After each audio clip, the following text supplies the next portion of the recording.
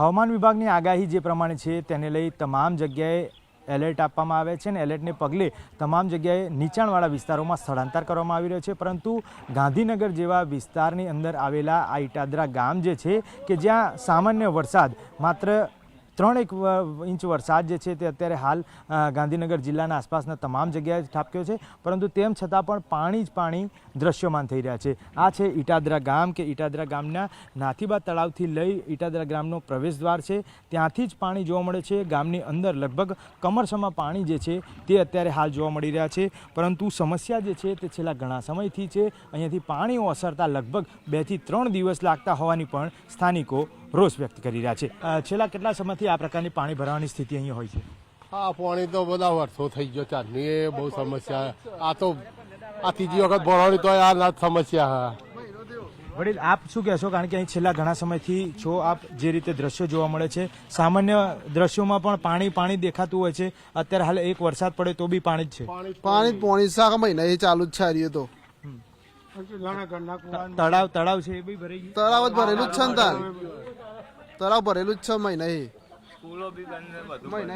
આપ શું કહેવા માંગો છો? અહીંયા તો આ સ્થાનિક છો, કેવી પરિસ્થિતિ હોય છે જ્યારે પણ વરસાદ પડે ત્યારે? જ્યારે પણ વરસાદ પડે ત્યારે આ સ્થિતિ હોય છે, પાણી ભરાઈ જાય છે, સ્કૂલોમાં બી પાણી ભરાઈ જાય છે, છોકરાઓ શાળાઓ નહીં જઈ શકતા।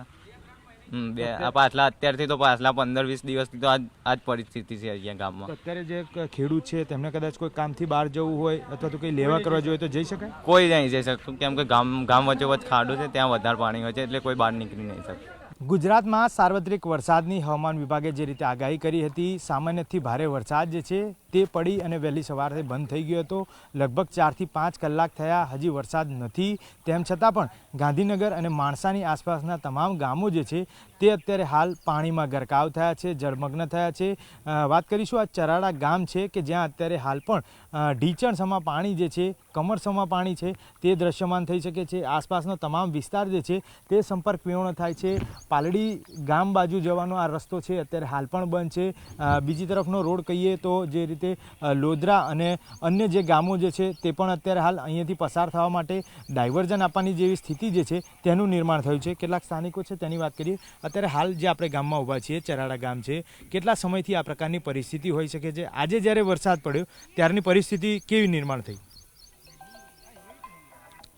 એ આ સાઈડ અહીંયા આ લોધરા છે અને આદોલ છે, અને આ સાઈડ પાલડી અને દિલવાડા છે, એનું કનેક્ટિવિટી બંધ છે, કારણ કે પાણીનો સ્ત્રોત ઢીચણ સુધી છે, એટલે કોઈ આવી શકતું નથી। બરાબર।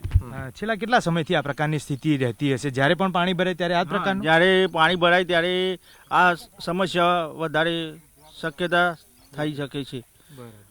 અને છેલ્લા કેટલા સમયથી હશે પાણી આ ભરાવાની સ્થિતિ? આ પાછલા 2-3 વર્ષથી શક્યતા વધારે હોય છે।